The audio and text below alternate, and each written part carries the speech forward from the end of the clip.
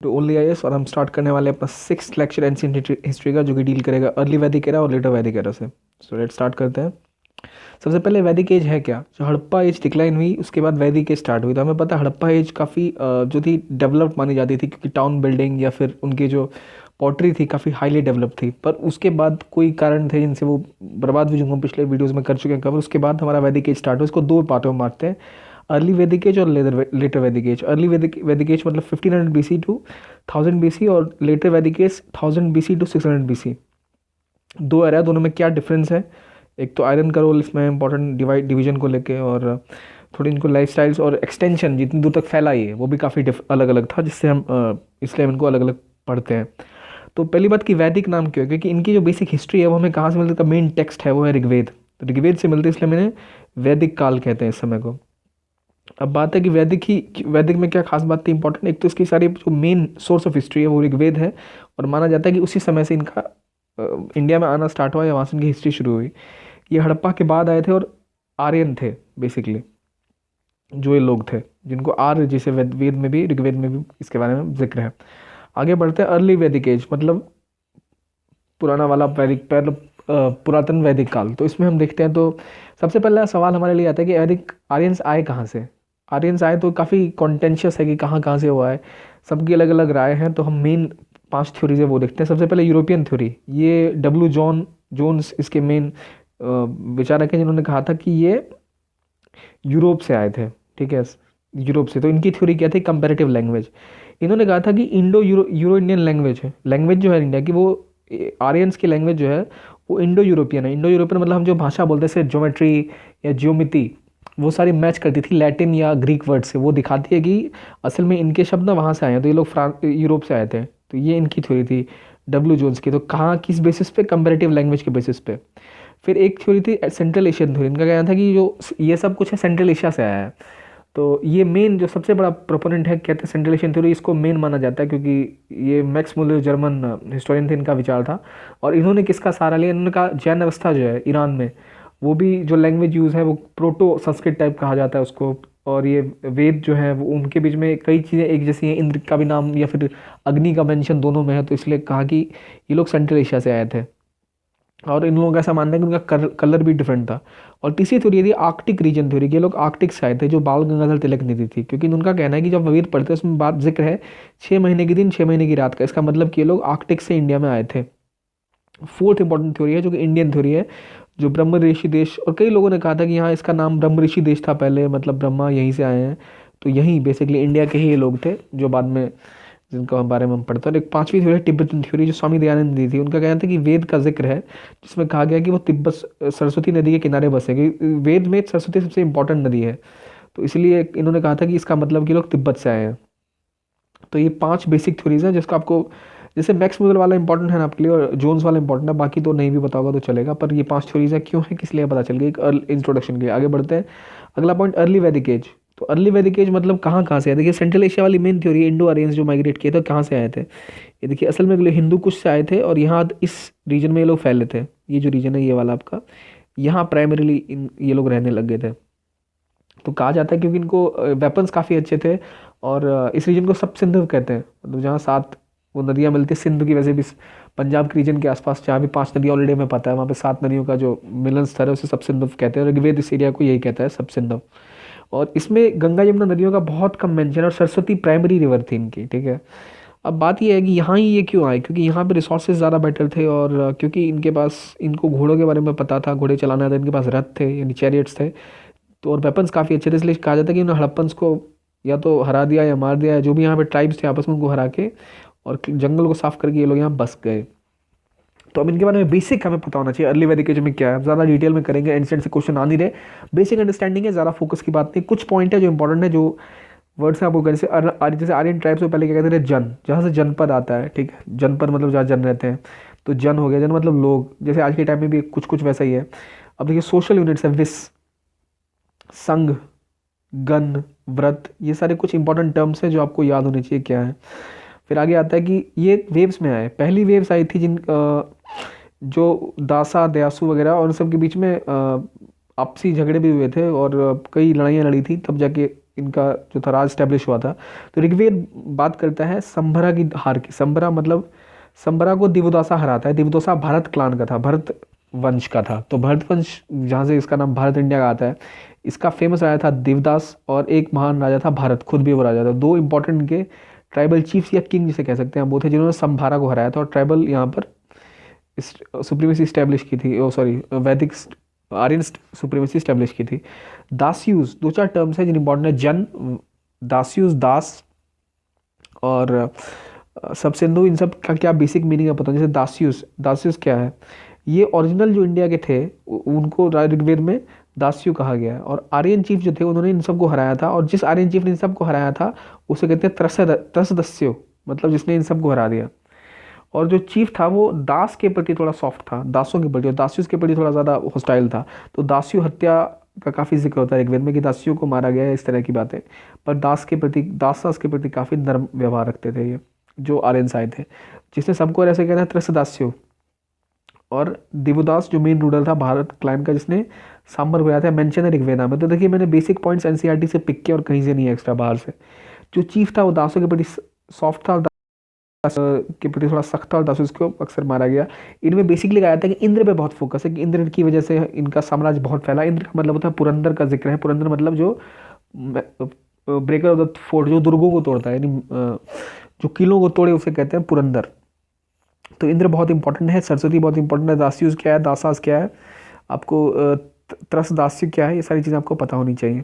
आगे बढ़ते हैं वॉर और वेपन की। इस टाइम में खास बात थी, ये आए थे तो हॉर्स राइडिंग इनको आती थी, हॉर्स चैरियट्स यूज़ किए थे, इनके आर्म्स बेटर थे। तो इन्होंने क्या किया था, हड़प्पन या फिर उससे पहले जो भी ट्राइबल्स थे उसको सफाया कर डाला था यहाँ से। और दो तरह के कन्फ्लिक्ट्स बेसिकली आर्यज भी आए थे, एक तो खुद के बीच में और एक प्री आर्यन से, मतलब आर्यन से पहले वाले जो थे उनके साथ दो झगड़े हुए थे, दो जो लड़ाई इनकी लड़ी थे, बैटल्स जो हुई थी। तो 5 बेसिक ट्राइब्स थी जिन्हें पंचजना कहते हैं, जिनके बीच में मेन लड़ाइयाँ लड़ी गई थी।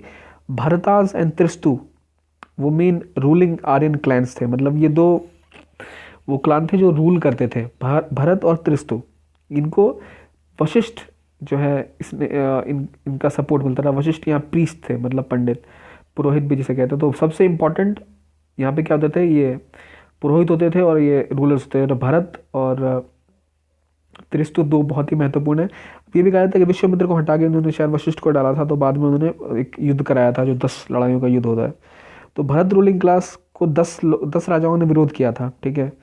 और इन 10 का युद्ध हुआ था, ठीक है, जिनमें से 5 आर्यन थे, 5 आर्यन हेड्स और रिमेनिंग 5 नॉन आर्यन। मतलब भरत क्लैन जो थी, जो भरत लोग रूल कर रहे थे, इनके ऊपर 10 राजाओं ने, 10 तरह के ट्राइबल हेड्स ने हमला कर दिया था। देखिए एक बात इंपॉर्टेंट है कि राजा हुआ करते थे पर ट्राइबल हेड भी होते थे, तो हमें कन्फ्यूजन है कि राजा थे या हेड थे। तो यहाँ एक भरत हो गया, ठीक है, 5 इनके अपनी ट्राइब वाले और 5 बाहर वाले जो पहले से थे, इन सब ने मिल के अटैक किया था। 10 बैटल ऑफ 10 किंग्स हुई थी रिवर परुशनी, मतलब रावी के पास में। तो इसमें सुदास को विक्ट्री मिली थी। सुदास मतलब जो वहाँ के रूलर थे, और भरत की सुप्रीमेसी हो गई थी, ये ट्राइब मेन है और यही रूल करेगी।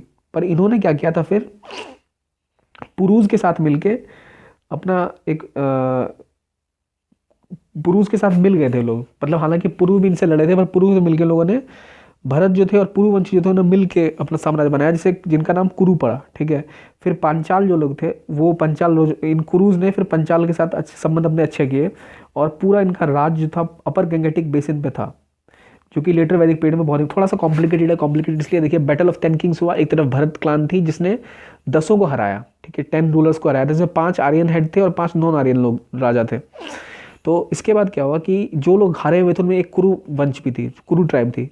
जो इनका जो लीडर था, इसने कुरु ट्राइब के साथ मिल गए, और जब ये दोनों मिल गए तो इनकी जो मिली हुई ट्राइब थी, जो कहते थे वो पुरु के साथ मिले तो उन्हें कुरु कहलाया। और कुरु ने बाद में पंचालास को भी साथ ले लिया, इनकी अलायंस बन गई। तो इन्होंने पूरा गंगेटिक प्लेन पे कब्जा करके रखा था।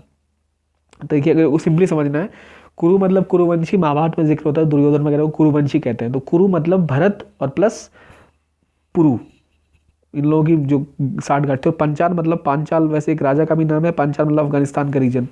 तो पांचाल मिक्स हो गए, तो उनका रीजन मतलब अफगानिस्तान से लेके पूरा आपका इंडो गंगेटिक बेसिन पे था ये। और याद रखिए कॉन्टेक्स्ट चेंज हो जाता है कि हिस्ट्री एग्जैक्टली सेम नहीं होती, थोड़ा डिफरेंस हो जाता है। वैदिक एज की बात है, बहुत पुरानी, 1600 BC।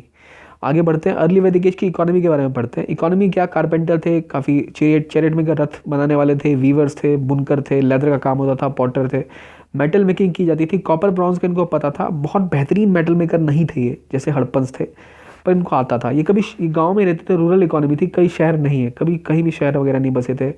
और जैसे हरियाणा में भगवानपुर और 3-4 जगहों पे पंजाब में इनकी और खुदाई हुई है, तो पता चला है कि ये प्री आयरन फेज में थे। प्री आयरन फेज मतलब आयरन से पहले का ज़माना था इनका, कि इनका अर्ली वैदिक्स का। तो ये देखिए सरस्वती रिवर इसका बहुत मेंशनड है, 4000 बीसी से पहले का एक मैप आपको देख सकते हैं। तो ये आपका पुरु जो मेन कहा था आपका, जिनका युद्ध हुआ था, तो जो भारत के साथ मिलके पर कुरु कहलाए थे। तो यहाँ से पूरे रीजन पे इनका कब्जा हो चुका था। ठीक है, अब देखिए ये महाभारत के टाइम में यदु जो गुजरात के आसपास, तो यही खास बात देखिए, यदु मतलब यदुवंशी, जो महाभारत में कृष्ण का जो वर्णन है ये यदुवंश कहलाता है। फिर यहाँ पुरुवंशी मतलब जो इस रीजन में जहाँ हरियाणा वगैरह, तो कुरुक्षेत्र का जिक्र आता है, या यहाँ आपके गंधार जहाँ पे महाभारत से बेसिकली कनेक्टेड है, क्योंकि मेन जो किताब जो एक टेक्स्ट है वो वैदिक टाइम का महाभारत है। तो आप वहाँ से अगर ध्यान करें तो आपको याद हो जाएगा एक्चुअली कुरुवंशी कहाँ थे। अगर कुछ क्वेश्चन ऐसा आता है तो आप कर सकते हैं। और सरस्वती का जो मूवमेंट है वो दिखाया है कि आपकी रिवर्स जो इंपॉर्टेंट, या सप्त सिंधु जिसे उन्होंने कहा है, तो ये सारी इंपॉर्टेंट चीज़ें हैं। बस मैप्स के थ्रू ज़्यादा इजीली पता चल जाता है आपको, महाभारत से कोरिलेट कर दो इजीली याद होगा। आगे बढ़ते हैं। अर्ली वैदिक पीरियड में सबसे इंपॉर्टेंट चीज़ थी गाय, होली काव। होली काव इसलिए होली थी क्योंकि सब कुछ गाय को लेकर ही था। ये लोग नोमैडिक थे बेसिकली, तो नोमैडिक थे और लैंड पे रहते नहीं थे एक साथ, तो नोमैडिक थे। तो गाय बहुत इंपॉर्टेंट थी, चरवाहे का काम करते थे। मतलब वॉर का नाम ही था गाविश्ती, मतलब गाय की खोज, युद्ध का मतलब ही ये होता था। सबसे महत्वपूर्ण वेल्थ थी गाय, और गाय को जो पुजारी होते थे उनको गाय और लेडीज वुमेन स्लेव्स उनको दिया जाता था गिफ्ट में। तो दिखा सकता है कि एक तो औरतों का स्तर भी थोड़ा गिरा हुआ था, वुमेन स्लेव्स थी, और काउस कितनी वैल्यूबल हुआ करती थी। लैंड को प्राइवेट प्रॉपर्टी नहीं थी, हालांकि कहीं कहीं पीसेस ऑफ लैंड उन्होंने ऑक्यूपाई कर रखे थे, पर ओकेजनली होता था। Mainly cow was the main animal, cow की पूजा, काउ का सब कुछ जो अभी तक हिंदू कल्चर में चला आता है गाय के बारे में। जो वेल्दी आदमी होता है उसे गोमट कहते थे, वो भी गाय का, जिसके पास गाय है। किंग मतलब गोपति, गाय का मालिक, जिसे आप ट्रांसलेट करें हिंदी में। तो डॉटर मतलब धुरित्र, गाय को दुहने वाली। तो ये चारों चीज़ें बहुत इंपॉर्टेंट है कि सब कुछ गाय का इंपॉर्टेंस कितना है। तो आप इसको क्वेश्चन मीन्स में अगर आपको पता होना चाहिए कुछ बेसिक टैक्स, गोपति कौन है, किंग है, गोमत कौन है जो अमीर आदमी, धुत्र कौन है जो उनकी बेटी होती है तो उसको धुत्री कहते थे। गाविष्ठी मतलब युद्ध होता था, जो गाय की खोज होती है। पेस्टोरल लोग थे ये, नोमैडिक बेसिकली। तो ये चीज़ इंपॉर्टेंट है। इकोनॉमी गाय पे थी बेसिकली, और थोड़ा बहुत उनको ब्रॉन्ज मेकिंग आती थी, पर उतनी स्तर की नहीं थी, डेवलप नहीं थी। लोग विलेज में रहते थे, रूरल इकोनॉमी थी। अब सोसाइटी पे जाते हैं। राजा को किंग कहते थे, हालांकि किंग की पोस्ट हेरिडिटरी होती थी, पर एक ट्राइबल असेंबली भी बैठती थी, ठीक है, जिसे समिति कहते थे, जहाँ पे इलेक्शन होता था ट्राइबल हेड का। तो थोड़ा सा कन्फ्यूजन है, यहाँ किंग भी है और ये भी है। तो आप मान लीजिए ट्राइबल असेंबली समिति, जहाँ पर सिलेक्शन होता था। समिति के अलावा सभा होती थी जहाँ लोग बैठते थे, और विधाता होती थी जहाँ औरतें भी अलाउड थी इन सभा समितिज में। और किंग को प्रोटेक्टर ऑफ द ट्राइब कहते थे, वो केटल को बचाता था और इसकी लड़ाई लड़ता था। ये केटल की महत्वपूर्ण भूमिका इसलिए क्योंकि केटल ही इनका मेन, इनका धन जिसे कहते हैं, जो इनकी पूंजी थी वो केटल ही थी, इनके पशु थे। तो 4 फोल्ड डिवीजन नहीं था सोसाइटी में, इंपॉर्टेंट पॉइंट है। 4 फोल्ड डिवीजन नहीं था, सोसाइटी सिंगल डिवीजन में थी। अब चतुर्वर्ण स्टार्ट नहीं हुआ था, इंट्रोड्यूस हुआ था पर शुरू नहीं हुआ था। आगे सबसे इंपॉर्टेंट फंक्शन होता था पुरोहित का, जो कि वशिष्ठ और विश्वामित्र थे, जिसमें कि विश्वामित्र, वशिष्ठ पहले थे जिनको हटा के बाद में विश्वामित्र को लाए थे। तो इसलिए इन्होंने इससे 10 राजाओं को मिला के भरतवंश के खिलाफ युद्ध लड़वा दिया था। ऐसा कई कई सोर्सेज में लिखा हुआ है, बट एनसीईआरटी में से कोई मेंशन नहीं है। तो बस फॉर सेक आपको पॉइंट है, तो वशिष्ठ और विश्वामित्र याद रखिए, ये दोनों का मेंशन रामायण में होता है, तो वहाँ से आते ही शायद राम के गुरु समथिंग लाइक दिस। तो 2 याद रखिए। और उसके बाद सेनानी किसे कहते थे? सेनानी उसे कहते थे जो स्फेयर, एक्सिस और स्वॉर्ड्स का तैयार करते थे, मतलब जो युद्ध लड़ते थे। सेनानी जैसे हम कहते हैं स्वतंत्रता सेनानी, सेनानी मतलब तलवारबाज या जो लड़े युद्ध में। स्पाइस भी थे उस समय में, और ऑफिशियल्स, टाइटल ऑफिशियल्स नहीं होते थे। टैक्स भी कलेक्ट नहीं किया जाता था, कोई एडमिनिस्ट्रेटिव टेरिटरी नहीं थी। विस मतलब होता था mass of tribal people, tribal people के झुंड को कहते थे विस, ठीक है। जन मतलब लोगों को कहते थे। ग्राम मतलब छोटा ट्राइबल फाइटिंग ग्रुप। ग्राम मतलब क्या होता था? जो लड़ने वाला ग्रुप होता था, ग्राम। और सेनानी मतलब जो तलवारबाजी करेगा वो सेनानी है। और संग्राम मतलब गांव के बीच में हुआ जंग, उसे कहते थे संग्राम। ग्राम क्या? Small tribal fighting groups, 2-4 groups बन के उन्होंने लड़े तो संग्राम कहते थे। यहाँ पे अपने ग्राम का कॉन्सेप्ट ना लगाएं, जो संस्कृत में ग्राम कहते हैं, तो ये डिफरेंस है। हिंदी में भी ग्राम कहते हैं। आगे औरतें सेक्रीफाइस देती थी, पोलेंड्री एग्जिस्ट करती थी, मतलब एक ही औरतें कई जगह शादी करती थी उस टाइम में। और विडो रीमैरिज भी एग्जिस्ट करती थी। चाइल्ड मैरिज नहीं होती थी, अमूमन 16-17 साल में ही शादियाँ होती। तो काफ़ी इस तरह पे सोसाइटी काफ़ी उतनी बुरी नहीं थी, सोसाइटी अच्छी थी। वैदिक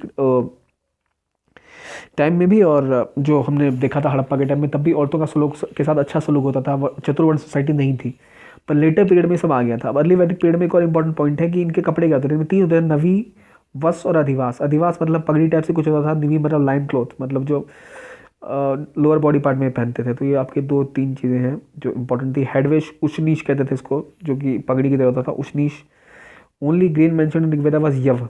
यव मतलब बारले का जो अनाज है जो मेंशन है ऋग्वेद में, वो यव था। यव मतलब होता है बारले, अनाज, बारले, ठीक है। इंपॉर्टेंट पॉइंट से कुछ बेसिक बस याद रखिए, यवा होता था। और अर्ली वैदिकों को नॉलेज थी अयस की। अयस मतलब ब्रॉन्ज या फिर कॉपर। अयस मतलब ब्रॉन्ज या फिर कॉपर। इसलिए हमने देखा कुछ इनको इसकी कारीगरी आती थी कॉपर ब्रॉन्ज की। कॉपर है या ब्रॉन्ज है नहीं पता, पर आईएस उसको मेंशन करते थे। अर्ली वैदिक पीरियड में कुछ इंपॉर्टेंट टर्म्स है, देख लीजिए, और बाकी कुछ उतना नहीं है। अर्ली वैदिक के बाद फिर हम लेटर वैदिक में जाएंगे। बेसिकली बहुत बोरिंग सा टॉपिक है, पर देखते हैं। वुडन ब्लॉक को क्या कहते थे, लंगला। लंगला, वुडन ब्लॉक को लंगला कहते थे। यव मतलब बारले, ठीक है। पॉटर्स को कहते थे कुलाला। सेनानी को कहते थे जनरल। जनरल मतलब सेनानी, जो युद्ध लड़ता था। कुल, कुल मतलब बेसिक यूनिट ऑफ फैमिली। तो ये आपको पता होना चाहिए, कुल पता होना चाहिए, ये पता होना चाहिए, और लंगला चीज़ें याद हो जाएंगी। कुटुंब मतलब बेसिक सोशल यूनिट। संस्कृत में बेसिक कोट भी है शायद, वसुदेव कुटुंबकम, जो कई बार आईआर में यूज़ होता है। तो हम ये देख सकते हैं कि दुनिया एक सोशल यूनिट है। तो कुटुंब मतलब सोशल यूनिट, कुल मतलब फैमिली, और सेनानी मतलब जनरल, पॉटर मतलब कुलाला, यवा मतलब बारले, वुडन ब्लॉक मतलब लंगला। ऐसे टर्म्स क्वेश्चन में शायद आ जाए, तो बस आप ध्यान में रखिएगा, इसको मैच करिए बेसिक अंडरस्टैंडिंग के साथ। कुल मतलब क्या होता है, कुटुंब मतलब क्या होता है, तो किसी टर्म में कहीं ना कहीं यूज होता है। काफ़ी ज़्यादा ये इंपॉर्टेंट टर्म्स हैं। आईएस अब रिवीजन करते हैं जो हमने पढ़ा, क्योंकि अर्ली वैदिक ऑलमोस्ट खत्म हो चुका है। Ayas is Rigvedic term for which gold, iron, silver या ब्रॉन्ज या कॉपर। तो देखिए, पहली बात, इनको आयरन का पता नहीं था, और आईएस कैसे कहते थे ब्रॉन्ज या कॉपर को, ये आपको पता होना चाहिए। बेंच में हाल ही में क्या था, अगला क्वेश्चन। हार्टलैंड ऑफ ग्रीक वैदिक कल्चर वॉज एट, कहाँ था, अफगानिस्तान में, गंगा यमुना दोआब पर, सब सिंधु में, या राजस्थान में।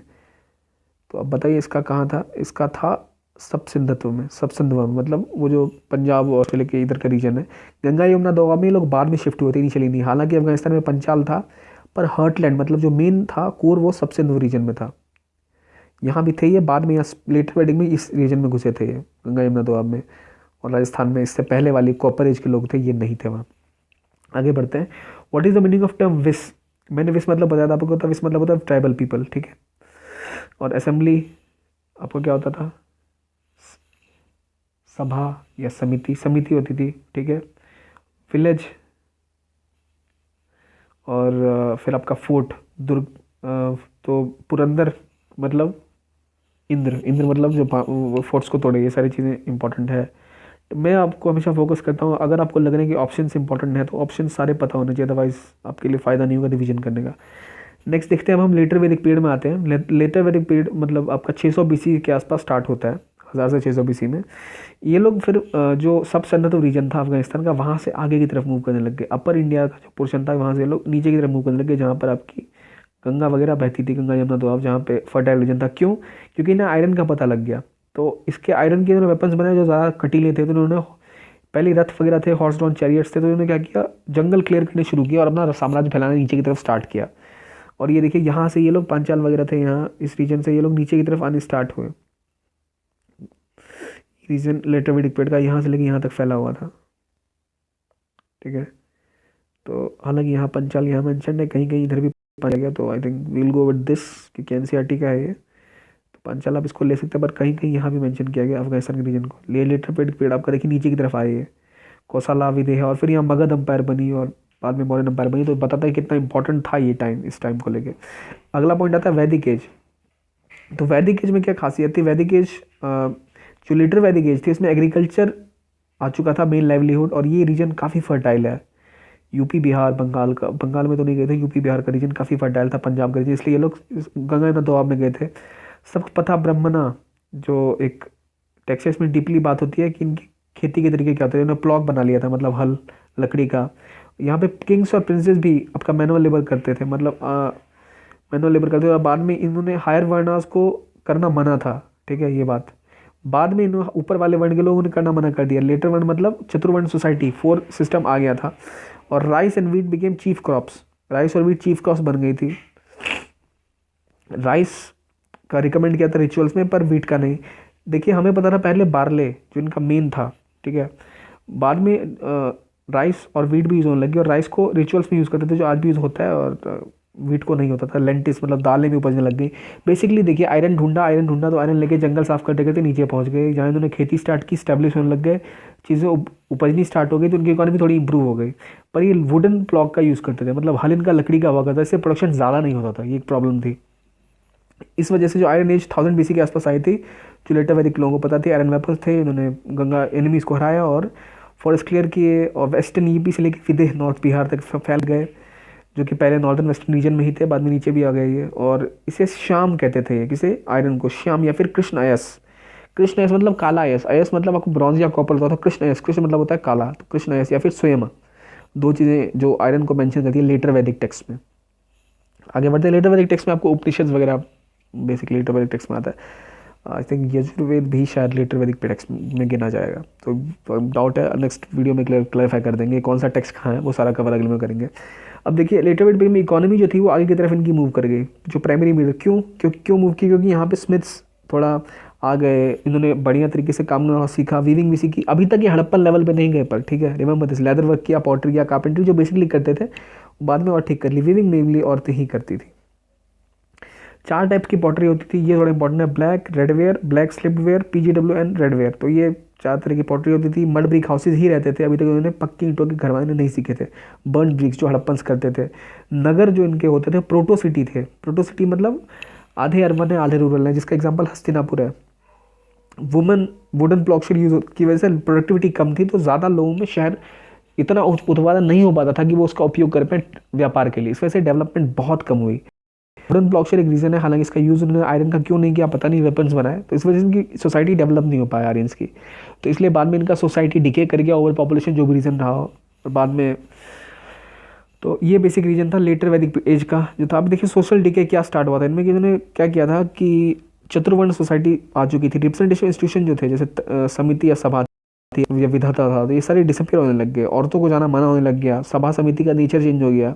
प्रिंस और नोबल्स जो थे, मतलब ऊपर वाले लोग सत्ताधारी, वो यूज़ करने लग गए, औरतों को अलाउ नहीं करने लगा। किंग पावरफुल हो गया क्योंकि किंगडम बड़े हो गए थे, ठीक है, हथियार अच्छे थे, लोहा था, तो वो एक्सपेंड हो गए थे रीजन में, अब राजा यहाँ का राजा है पूरा, तो सेंट्रलाइजेशन स्टार्ट हो गई, शक्ति का केंद्रीकरण शुरू हुआ, तो लोगों के हाथ से जो डेमोक्रेटिक जो स्ट्रक्चर था सोसाइटी का वो चेंज होने लग गया। ट्राइब्स रही नहीं क्योंकि वो सेटल होने लग गई।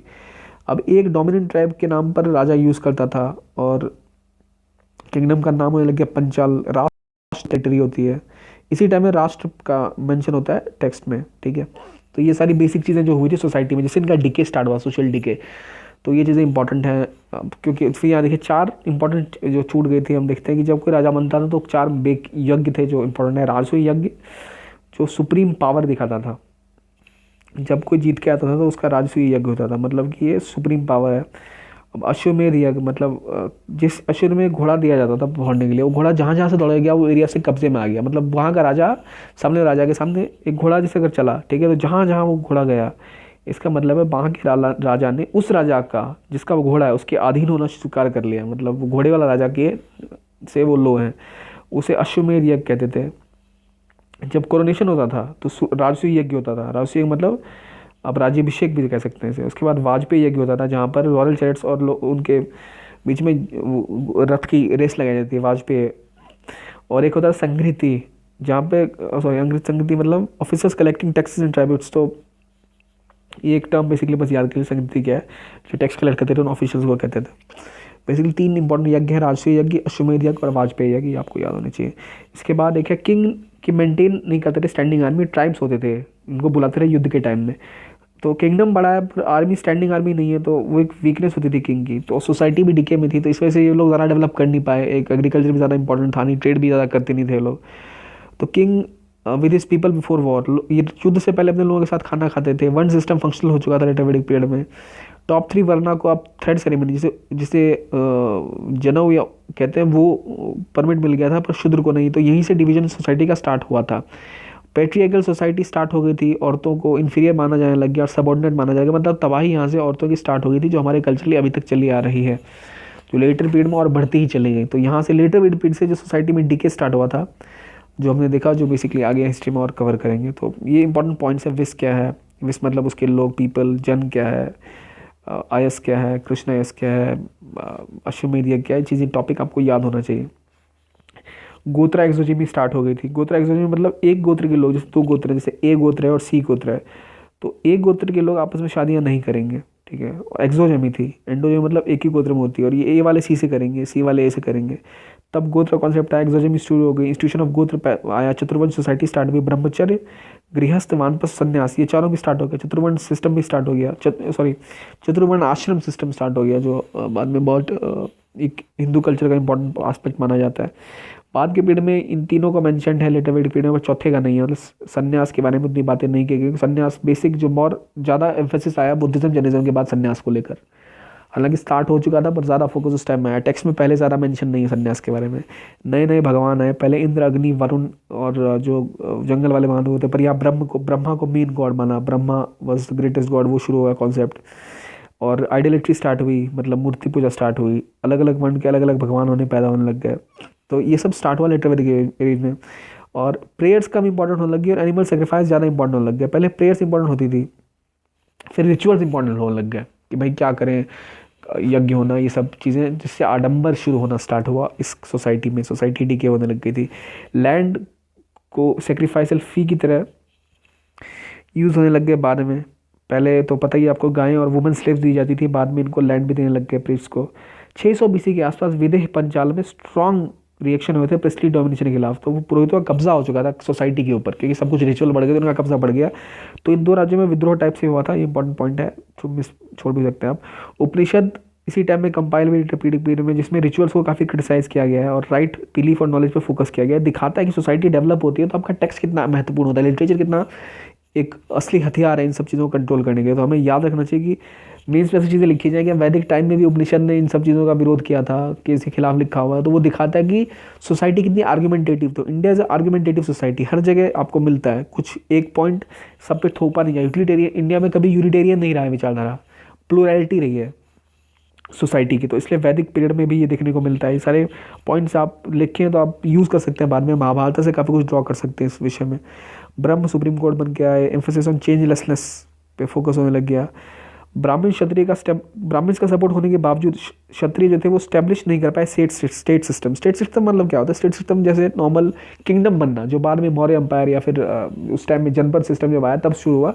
स्टेट सिस्टम जैसे आप वेस्टर्न यूरोप में आज जो हम राज्य सिस्टम, स्टेट का सिस्टम, वो क्यों नहीं हो पाया? क्योंकि एक टैक्स सिस्टम नहीं था और प्रोफेशनल आर्मी नहीं थी। कोई भी स्टेट बनाने के लिए आर्मी, टैक्सेशन और इकोनॉमी, तीन चीज़ें ज़रूरी होती हैं, ये नहीं था। इस वजह से इस्टेब्लिश इम्पैक्ट एक स्टेट, दो चीज़ें ही होती हैं, एक वॉरियर क्लास क्षत्रिय थी और एक जो प्रिस्टली क्लास है जिसको सोशल सैंक्शन मिलता होता है, भगवान के जो दूत होते हैं। तो वो हर सोसाइटी में कोई ना कोई ले लेता है ठेकेदारी कि हाँ हम भगवान के आदमी। जैसे इस सोसाइटी में ब्राह्मण्स थे और जो रूलर्स थे, जिनको लड़ना होता था वो क्षत्रिय थे।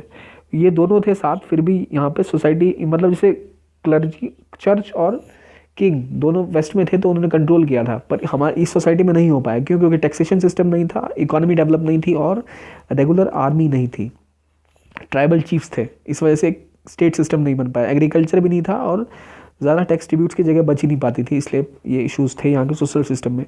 लेटर वेग पीरियड यहीं पे ख़त्म होता है। आपका बेसिक कुछ टर्म्स अगर रह गए हैं तो मैं बाद में ऑफकोर्स जब एक टॉपिक ख़त्म होगा एंशिएंट का तो एक पावर पॉइंट वीडियो, एक प्रेजेंटेशन बनाऊंगा जिसमें मैं आपको डिटेल में दे दूंगा कि कौन कौन से टॉपिक, बहुत बेसिक टॉपिक्स जो हैं एक बार देख लेने के लिए। ऑलमोस्ट हो चुका है, आप देखो रिविजन कर लेते हैं। विच यज्ञ was perform at the time of Kings coronation, राज्याभिषेक। जब आप क्या है राजसूय किया जाता था, नाम से काफ़ी क्लियर है।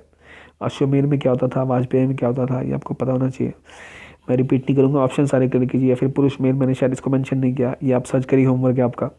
विच the following is called as krishna ayas. Krishna आयस किसे कहते थे? नेटिव्स को, कॉपर को, आयरन को, वुडन ब्लॉक को। कृष्ण आयस मतलब काला ब्रॉन्ज, वो कॉपर को कहते थे, आयस कॉपर या ब्रॉन्ज को कहते थे। नेटिव्स को क्या कहते थे? दासाज या दास्यूज। वुडन ब्लॉक को क्या कहते थे? मैंने वो भी मेंशन किया। आप देखिए बेसिक इतना ही है। मैंने ज़्यादा लंबा वीडियो खींचा नहीं, ज़्यादा काफ़ी बोरिंग सा, पर फिर भी हमारा ये खत्म हो चुका है। प्राइमरीली एनसीईआरटी के सारे टॉपिक्स हो चुके हैं, वीडियोस थोड़ी डिले के साथ आएंगे और जो नेक्स्ट वीडियो होगा वो आपको रिलीजन पर होगा। रिलीजन और टेक्स्ट हम कवर करेंगे नेक्स्ट वीडियो पे। और वीडियो अगर आपको अच्छा लगा तो अपना फीडबैक अपने वेबसाइट पे दे सकते हैं onlyis.com। और thank you very much for watching it. Next video on religion and text. Thank you.